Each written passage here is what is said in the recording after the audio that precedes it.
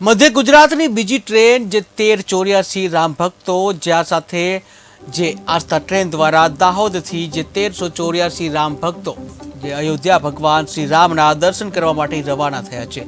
ટ્રેનમાં પ્રત્યેક કોચ ઉપર રામાયણના પાત્રોના નામ અને કોચ સંખ્યામાં લખવામાં આવે છે। જ્યાં ટ્રેનમાં 1384 રામ ભક્તોમાં અનેરો ખુશીનો આનંદનો માહોલ જોવા મળ્યો। જ્યાં મધ્ય ગુજરાતની જે ત્રીજી ટ્રેન કે જે 23 તારીખે છોટાઉદેપુર વડોદરા લોકસભાની ટ્રેન વડોદરાથી રવાના થવાની છે।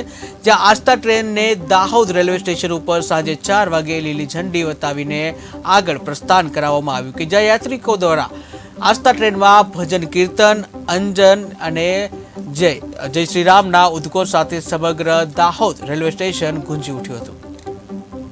રામ મંદિર દર્શન અભિયાન અંતર્ગત ગુજરાતમાં વિવિધ આસ્થા સ્પેશિયલ ટ્રેનો દ્વારા રામ ભક્તો અયોધ્યા દર્શન માટે જઈ રહ્યા છે।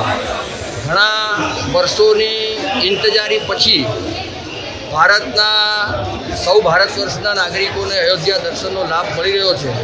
તે અંતર્ગત મધ્ય ગુજરાતની આજે બીજી ટ્રેન દાહોદથી અયોધ્યા ધામ જઈ રહી છે અને એમાં 1384 જેટલા રામ ભક્તો જઈ રહ્યા છે અને ત્રીજી ટ્રેન 23 તારીખે વડોદરાથી છોટાઉદેપુર લોકસભાની જવાની છે।